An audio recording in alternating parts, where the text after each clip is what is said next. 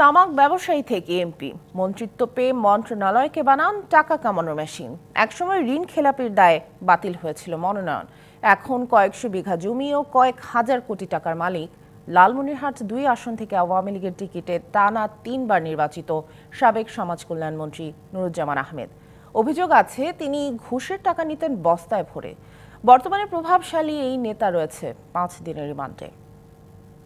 রাতের অনিলে আকাশে তারাদের ওই মিছিলে তুমি আমি আজ চলো চলে যাই শুধু দুজনে। নুরুজ্জামান আহমেদ 2014 বিতর্কিত নির্বাচনে বিনা ভোটে এমপি হন লালমনিরহাট 2 আসনের। 2015 সালে খাদ্য প্রতিমন্ত্রীর দায়িত্ব নিয়ে সমালোচনায় আসেন। সংসদে পরিচিতি পান কবিতা মন্ত্রী হিসাবে, হয়ে ওঠেন শেখ হাসিনার বিশ্বস্ত। চিরজনমের সাথী তোমারই খুঁজিছি দূর আকাশে, 2016 থেকে 2024 পর্যন্ত ছিলেন সমাজ কল্যাণ মন্ত্রণালয়ের দায়িত্বে। অভিযোগ আছে ক্ষমতার কেন্দ্রে বসে অসহায় দুস্থ মানুষের নামে ক্যান্সার, কিডনির ভুয়া রোগী দেখিয়ে বরাদ্দের নামে লুটে নেন 4,000 কোটি টাকা। 10.5 বছরে এলাকায় নেই দৃশ্যমান উন্নয়ন। যা আছে তাও নিজ গ্রামে। আছে সংখ্যালঘুদের জমি দখল করে তা সরকারের কাছে বিক্রি করা, সমাজ সেবায় কয়েক হাজার কর্মচারী নিয়োগে অনিয়মের অভিযোগ। এভাবেই গড়েছেন অঢেল সম্পদ। আমার মা ব্রেন স্ট্রোক করছিল, মন্ত্রীর কাছে গেছিলাম, অনেক লোক চেক দিছে, বলছিলাম যে আমাদের সম্পদটা আপনাদের কাছে আছে, আমার মাকে 50,000 কিংবা 1 লাখ টাকার একটা চেক দেন, রংপুর মেডিকেলে চিকিৎসা করি।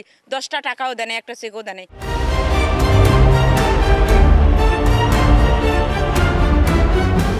অন্যের নাম দিয়ে নিজেরা উঠিয়ে নিয়ে তারা এই টাকাগুলোকে তারা কোটিপতি হয়েছে। সবকিছু জোরের উপরে মনে করেন যে সে সবকিছু হ্যান্ডওভার করে নিছে। পিছিয়ে পড়া জনগোষ্ঠীর অনুদান ও করোনাকালীন সমাজসেবা মন্ত্রণালয়ের বিশেষ বরাদ্দের নামে হয়েছে লুটপাট।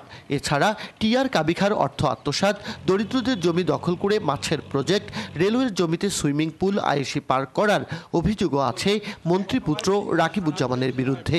বিভিন্ন নামে বেনামে একটা করে প্রজেক্টের সভাপতি বানিয়ে দিয়ে সমস্ত টাকা লোপাট করে নিয়ে গেছে। সমালোচনামূলক রিপোর্ট করতে গিয়ে আমি খুবই নির্যাতিত, নিপীড়িত, আমাকে কয়েকবার হত্যার চেষ্টা করা হয়। আমরা অতিষ্ঠ।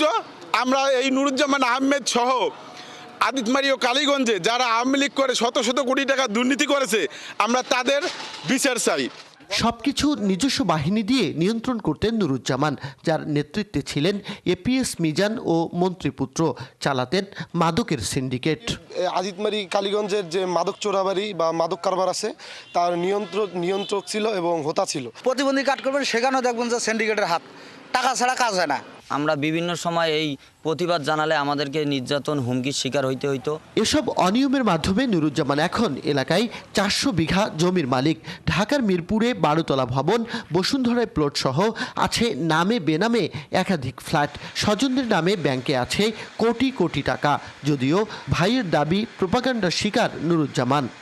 রাজনৈতিক স্বার্থ হাসিলের জন্য বা তাকে অপদস্থ করার জন্য পরিবারটাকে যে ইতিহাস ঐতিহ্য যা আছে, ভবিষ্যতের রাজনীতিকে স্তব্ধ করে দেওয়ার জন্যই মূলত অপপ্রচারটা করছে।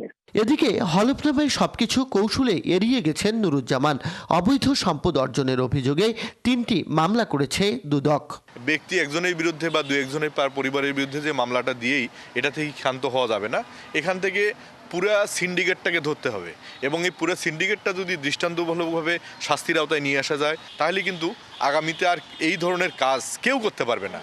সুষ্ঠু তদন্তের মাধ্যমে নুরুজ্জামানের দুর্নীতি, অনিয়মের বিচারের দাবি এলাকাবাসীর। Majed Masud, DBC news, Lalmonirhat.